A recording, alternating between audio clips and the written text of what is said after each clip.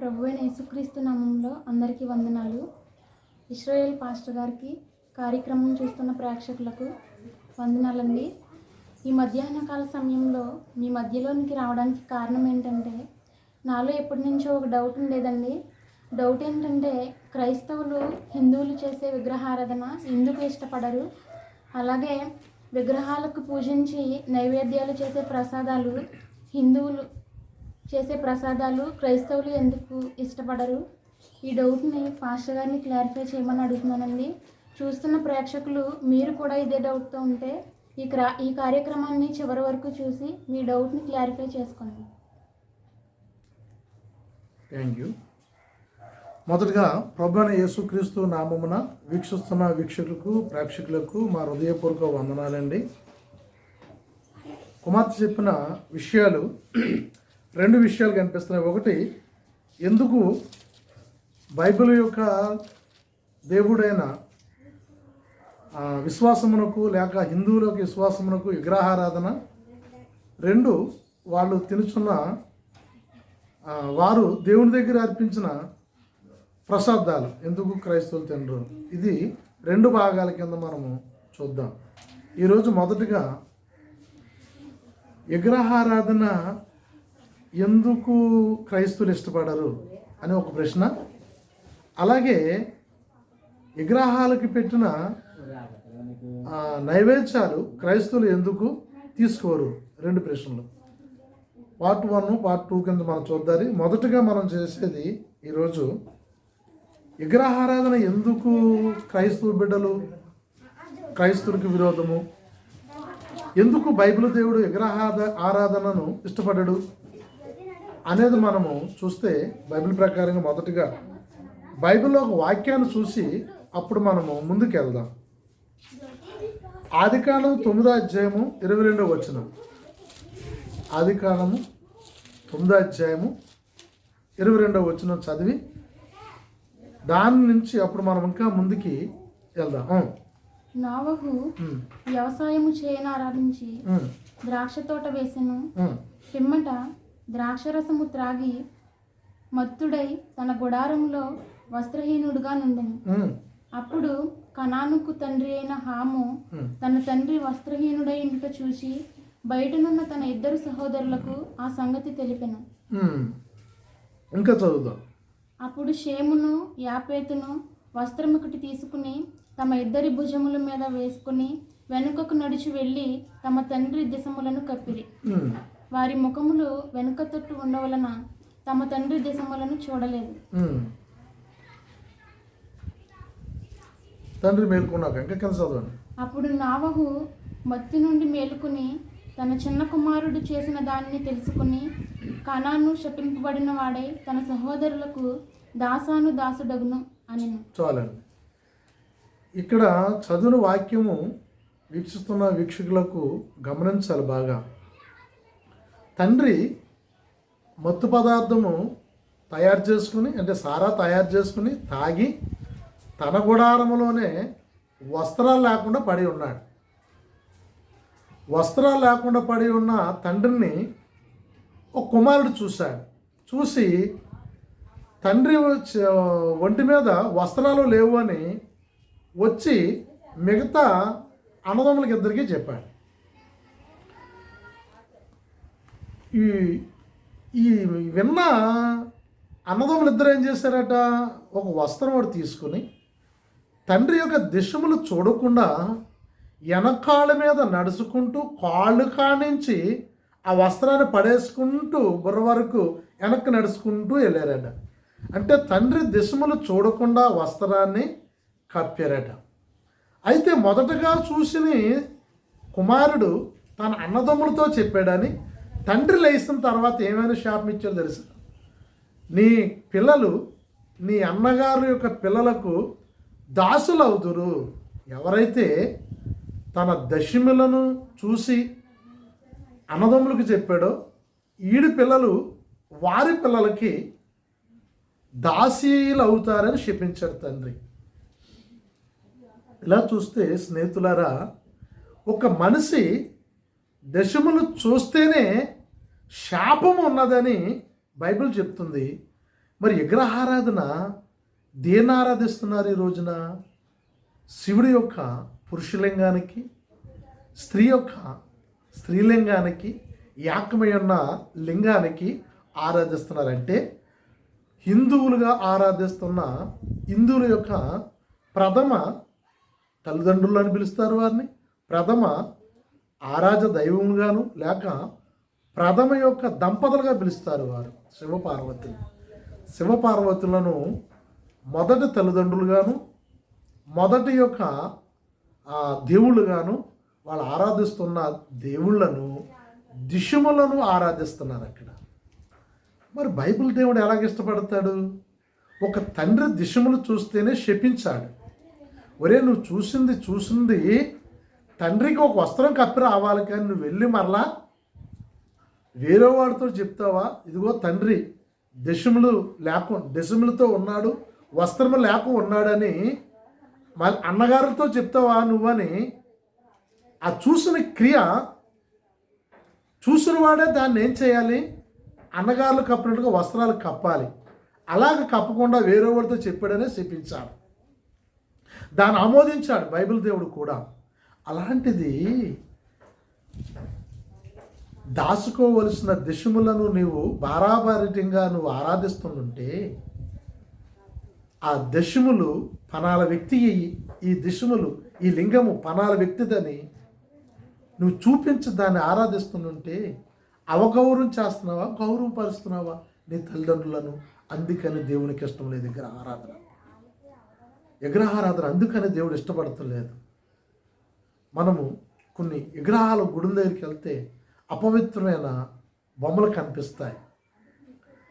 ఎందుకు అంటే ఈరోజు కూడా మా క్రైస్తవ సహోదరులు చాలామంది ప్రశ్నేశారు దాని గురించి. చాలామంది ప్రశ్నలు అడుగుతూ ఉన్నారు, కానీ దాని జవాబు ఈ రోజుకి రాలేదు. చాలా అపవిత్రమైన విగ్రహాలు ఆ గుళ్ళ మీద కనిపిస్తూ ఉంటాయి. ఒక స్త్రీతో 4 పురుషులు సాంగత్యం చేస్తున్నట్టుకు, ఒక పశువుతో పురుషులు వ్యభిచరిస్తున్నట్లు ఆ గుళ్ళ మీద చిత్రాలు కనిపిస్తూ ఉంటాయి. ఇప్పుడు మన పిల్లలు అక్కడ తీసుకుని వెళ్ళిపోతే మన పిల్లలు వారి యోగ్యమైన స్థితిలో ఎదుగుతారా లేకపోతే చెడిపోతారా?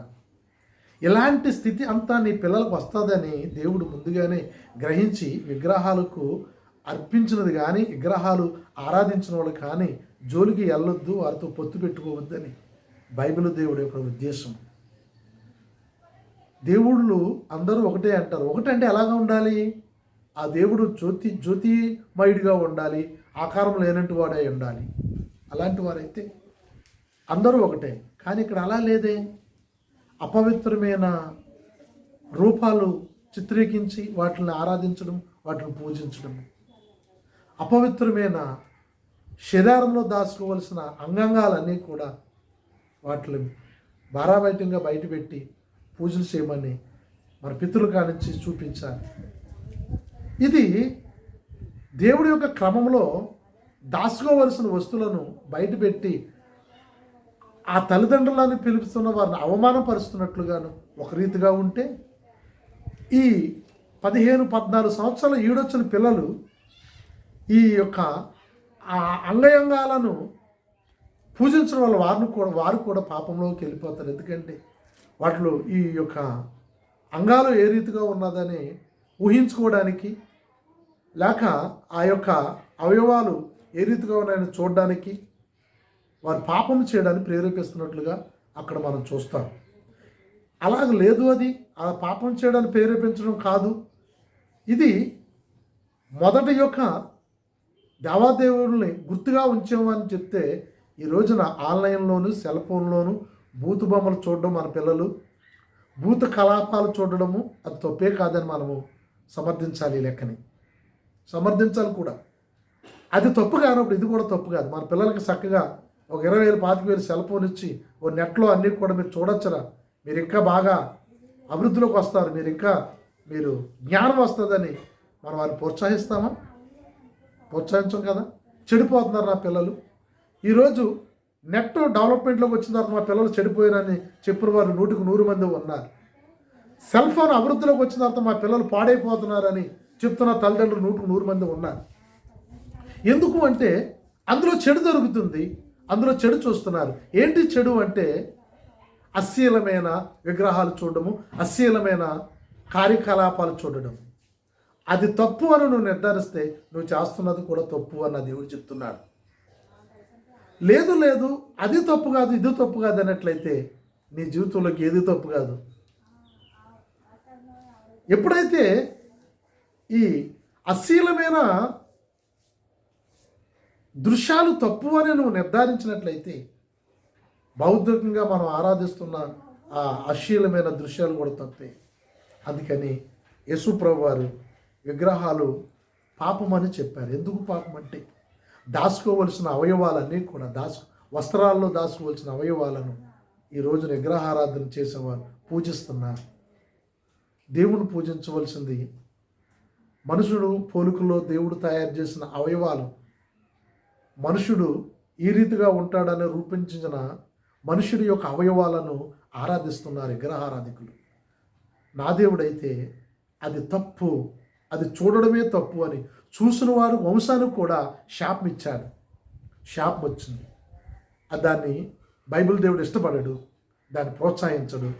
అది ప్రారంభంలోనే అది ఎలా చూడడం వలన అక్కడ తండ్రి దశములు చూడడం వలన కూడా శాపం వచ్చింది ఆ కుమారుడికి.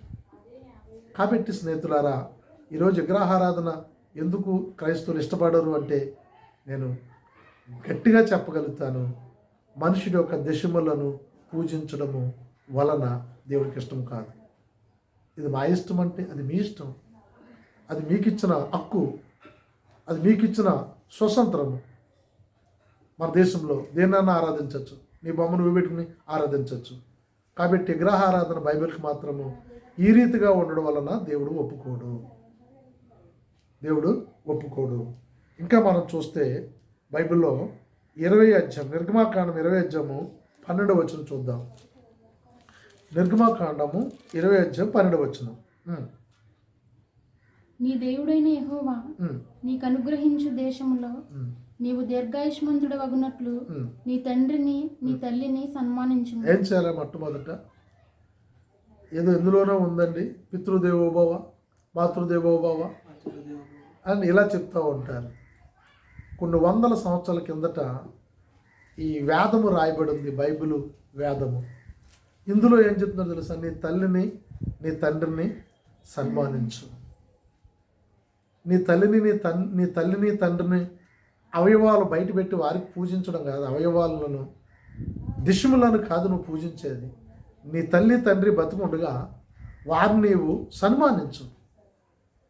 ఏంటి సన్మానించేది? సన్మానము ఏం చేస్తాం? సన్మానంలో 2 కార్యక్రమాలు చేస్తాం.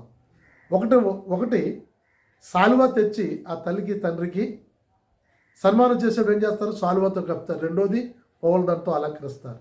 అలా నువ్వు గౌరవించి నీ తల్లిదండ్రులను అలాగా ఒక సాలువా కప్పు, ఒక పూలదండ వెయ్యి, వారిని గౌరవించు. అలా గౌరవించమని పరిశుద్ధ గ్రంథం చెప్తుంది. నీ తల్లిని నీ తండ్రిని నీవు సన్మానించు. ఇంకా చదువుదాం. అలా సన్మానించడం వలన నరహత్య చేయకూడదు, వ్యభిచరించకూడదు, దొంగిలింపకూడదు, ఏ వస్తువు దొంగిలించకూడదు, నీ పొరుగువాని మీద అబద్ధ సాక్ష్యము పలకకూడదు, నీ పొరుగువారి మీద ఏది కూడా అబద్ధ సాక్ష్యము పలకకూడదు. ఇది బైబిల్ నేర్పిస్తున్న ఆరాధన, బైబిల్ నేర్పిస్తున్న నియమం. ఇది విగ్రహారాధన నేర్పిస్తున్నది ఏంటి అంటే తల్లిదండ్రుల యొక్క దిశములు బారాబయటంగా పెట్టి వాటిని పూజించడం. అంటే వారిని మనం గౌరవిస్తలేదు, అవమానపరుస్తున్నాం. వారిని చిక్కుపరుస్తున్నాం. మీ తల్లిదండ్రులను పిలుచుకుంటున్నారు, మీ ప్రథమ యొక్క దేవాదేవతలను పిలుచుకుంటున్నారు, వారిని చిక్కుపరుస్తున్నారు. కాబట్టి ఈ యొక్క మాటలో ఏం చెప్తున్నారంటే అలా సిగ్గుపరిచేవారు శాపగ్రస్తులు. అందుకని క్రైస్తవులకి విగ్రహారాధికులకి పొత్తు ఉండదు. చివరికి ఒక మాట చూపించి నేను ముగిస్తాను. ద్వితీయోపదేశకాండము 32 అధ్యాయము 17వ వచనం. ద్వితీయోపదేశకాండము 32 అధ్యాయం 17వ వచనం. వారు దేవత్వము లేని దయ్యములకు తామెరుగని దేవతలకు క్రొత్తగా పుట్టిన దేవతలకు తమ పితరులు భయపడిన దేవతలకు చూడండి, బలి కొత్తగా అర్పించి పుట్టిన దేవతలకు, కొత్తగా నిన్నగాక మన పుట్టిన దేవతలకు కూడా కల్పించుకుంటున్నారు. నిన్న చనిపోయిన పుట్టపర్తి బాబా కూడా ఈ రోజునే దేవుడే. 100-200 సంవత్సరాల కింద చనిపోయిన బాబాలందరూ కూడా ఈ రోజున దేవుడే. వేల సంవత్సరాల కింద చెప్పబడ్డది బైబిల్ గ్రంథంలో. కొత్తగా పుట్టేవారు కూడా దేవతల కింద చేస్తారు వీళ్ళు. అసలు దేవుడనేవాడు సర్వాంతరమై ఉండాలి. అంటే ఒక ప్రాంతానికి, ఒక దేశానికి, ఒక రాష్ట్రానికి దేవుడు కాదు, సర్వాంతరామి, భూమి అంతటికీ కూడా ఆయనే ఉండాలి. ఆయనే ప్రభు అయిన యేసుక్రీస్తు. నువ్వు ఏ దేశం వెళ్ళినా ప్రభు యొక్క వాక్యం ఉంటుంది. ఏ దేశం వెళ్ళినా సరే ప్రభు దేవుడి కింద ఒప్పుకొని తేలుతారు. మన భారతదేశంలో మన భారతీయులు ఆరాధిస్తున్న కొత్త దేవుళ్ళు ఒక ప్రాంతానికే పరిమితం, ఒక రాష్ట్రానికే పరిమితం, ఒక దేశానికే పరిమితం. సర్వాంతరామై ఉండాలి దేవుడు అన్నవాడు. అలాంటి వాడిని ఆరాధించండి, అలాంటి వారిని వెతకండి, ఆయన ఎక్కడున్నాడో కనుగొనండి. ఒక్క పరిశుద్ధ బైబిల్ గ్రంథంలో తప్ప ఎక్కడా కనిపించడం అలాంటి దేవుడు. ఇంకా కిందకి ఏం చెప్తుందో చూద్దాం. నిన్ను పుట్టించిన ఆశ్రయదుర్గమును విసర్జించితివి. నిన్ను పుట్టించిన ఆశ్రయదుర్గము, నిన్ను పుట్టించిన దేవుణ్ణి నువ్వు విసర్జించావు, నువ్వు విడిచిపెట్టావు. నిన్ను కనిన దేవునిని మరచితివి. యెహోవా దానిని చూచెను.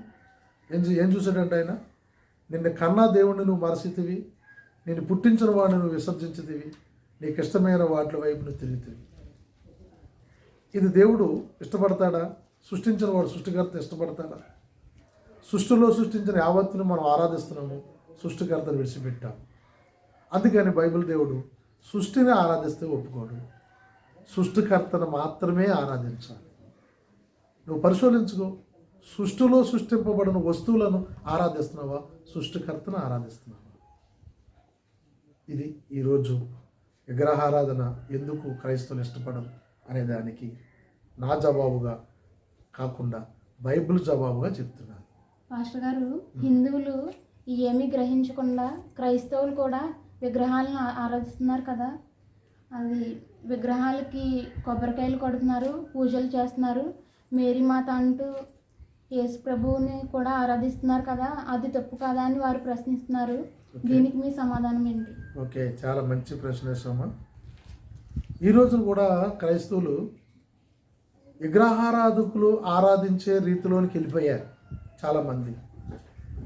మేరీ మాత గుడులకి వెళ్ళడం, అక్కడ కూడా గుండ్లు గీయించుకోవడం, అక్కడ కూడా మొక్కుబడి చెల్లించుకోవడము, అక్కడ కొబ్బరికాయలు కొట్టడం అన్నీ జరుగుతున్నాయి. అది కూడా దేవుడైన యేసుక్రీస్తు ఒప్పుకోలేని పని. ఆయన ఒక మాట కూడా చెప్తున్నాడు. ఆయన ద్వితీయోపదేశ కాండంలో చెప్పిన మాట ఏంటంటే, ఆకాశం అందైనను, భూమి అందైనను, భూమి కింద పాతాళం అందైనను ఏ రూప విగ్రహమునకు నువ్వు పూజించకూడదు, సాగిలపడకూడదని ఒక ఆజ్ఞ ఇచ్చారు ఆయన. అండి, ఏ రూపము విగ్రహము నువ్వు చేసుకోవడానికి వీల్లేదని బైబిల్ చెప్తుంది. అలాగే ఏదో ఒక రూపం, ఇది మేరీ మాతని, లేక యేసుప్రభు వారు ఎలాగ గడ్డంతో ఉన్నాడో, లేక ఎలా గాయంతో ఉన్నాడని ఒక బొమ్మ పెట్టుకున్నా సరే, కానీ అది విగ్రహారాధనే. నువ్వు మేరీ మాత ఒక ఒడిలో యేసుప్రభు వారి ఫోటో పెట్టుకుని చక్కగా కూర్చుని ఆ గుడి ఆలోకి వెళ్ళి నువ్వు పూజలు చేసినా సరే, కానీ అక్కడ నువ్వు ప్రార్థించినా సరే, కానీ అది విగ్రహారాధనే. విగ్రహానికి ఏ రూపమునకు నువ్వు మొక్కవద్దని చెప్పాడు ఆయన, ఏ రూపానికి సాగిలపడొద్దని చెప్పాను. కాబట్టి రూపం ఏది చేసుకున్నా సరే, కానీ అది విగ్రహారాధనే. అది క్రైస్తవులనే సరే, రూపం నీ దగ్గర ఉందా? ఈ రూపం చాలామంది ఇళ్లలో కూడా ఒక ఫోటో క్యాలెండర్ పెడతారు, దాన్ని కొవ్వొత్తి వెలిగిస్తారు. నువ్వు ఇంకా విగ్రహారాధన మానలేదు. మేరీ మాత యేసుప్రభు కలిసి ఉన్న ఫోటోలు పెడుతుంటారు, యేసుప్రభు కలిసి ఉన్న ఫోటో పెడుతుంటారు, కొవ్వొత్తి వెలిగిస్తుంటారు, కొబ్బరికాయ కొడతారు, దండం పెట్టుకుంటారు. అది ఇంకా నువ్వు ప్రభులోకి సంపూర్తిగా రాలేదు. నువ్వు ఇంకా అది విగ్రహారాధనే. అది కూడా బైబిల్ ఒప్పుకోదు. ఎందుకంటే ఏ రూపమును కూడా, ఆఖరికి పక్ష రూపము కానీ, నేల మీద పాగుతున్న ఏ పురుగు రూపము కూడా నువ్వు చేసుకోవడానికి వీల్లేదని ఆజ్ఞ ఉంది మనకి. కాబట్టి వాళ్ళు కూడా విగ్రహారాధికులే. వాళ్ళు ఎంత ఎక్కువ మంది ఉండొచ్చు, మన క్రైస్తవులు చాలా శాఖలుగా ఉన్నారు, క్రైస్తవులు చాలామంది ఈ రోమన్ క్యాథలిక్ సంబంధించిన చర్చిలు కూడా ఉన్నాయి విగ్రహాలకు ఆరాధించి, వాళ్ళందరూ కూడా విగ్రహారాధికులే. వాళ్ళు క్రీస్తుని అంగీకరించిన వారు కాదు, వాళ్ళ క్రీస్తు బిడ్డలు కాదు. వాళ్ళ బైబిల్ కూడా వేరే, వాళ్ళు సొంతంగా తయారు చేసుకున్నారు. కానీ బైబిల్ చెప్తున్నది ఒకటే, ఏ రూపాన్ని కూడా నీవు సాగిలి పడకూడదు. అలా సాగిలి పడి ప్రతి ఒక్కరు కూడా విగ్రహారాధికులే. కాబట్టి మనము ఒకే ఒక రూపాన్ని ఆరాధించాలి. అది ప్రభు చెప్పిన మాట. యోహాను సువార్త 4:24 అంటాడు, దేవుడు ఆత్మ గనుక తను ఆరాధించు వారు ఆత్మతోనూ సత్యముతోనూ ఆరాధించాలి. దేవుడు ఆత్మ గనుక యేసుప్రభు వారు చెప్పారు. యేసుప్రభు వారు శరీరధారిగా భూమి మీదకి వచ్చినప్పుడు ఆ ప్రజలకు చూపిస్తున్నాడు, దేవుడు ఆత్మ. నేను దేవుడు అని చెప్పలేదు అక్కడ. అలాగని నేను దేవుడు అని ఆయన చెప్తే ఆయన శరీరం ఉంది కదా, దేవుడు ఎలాగవుతాడు? అందుకని దేవుని కుమారుడు ఆయన, దేవుని చేత పంపబడిన కుమారుడు ఆయన. అందుకని యేసుప్రభు వారు స్వయంగా ఏం చెప్పారంటే, దేవుడు ఆత్మ గనుక తను ఆరాధించేవారు ఆత్మతోనూ సత్యముతోనూ ఆరాధించవలను. చూసారా, దేవుడు ఆత్మ. ఇంకా ఆత్మకి మరలా ఇది యేసుప్రభు విగ్రహం, ఇది మరియం విగ్రహం అని క్రైస్తవులు ఎలా మనకి బోధింతారు? వాళ్ళు ఎలా చెప్తారు మనకి? వాళ్ళకు కూడా విగ్రహారాధి ఊపే, వాళ్ళకు కూడా క్రీస్తు సంబంధించిన ఊపు కాదు. ఖచ్చితంగా విగ్రహం నీ ఎదుట ఉందంటే నువ్వు విగ్రహారాధికుడివే. దేవుడు ఆత్మ, అంతే. నువ్వు ఆత్మను ఆరాధించు, నువ్వు ఆత్మలో జ్ఞానం చేసుకో, నువ్వు ఆత్మలో దర్శనం చూడు, నువ్వు ఆత్మలో ప్రభుని చూడు. తను ఆరాధించువారు ఆత్మతోనూ సత్యముతోనూ ఆరాధించాలి. కాబట్టి ఈరోజు ఈ సందేహంతో ఈ కార్యక్రమం ముగిస్తున్నాము. మరలా విగ్రహారాధకులు పెట్టే పూజలు కనిపెట్టే ప్రసాదాలు ఎందుకు క్రైస్తవులు తిన్ననే దాని మీద మరొక సందేహము మీ వద్దకు వస్తాము. దాంతో దేవుడు మిమ్మల్ని దీవించును గాక. ఆమేన్, ఆమేన్.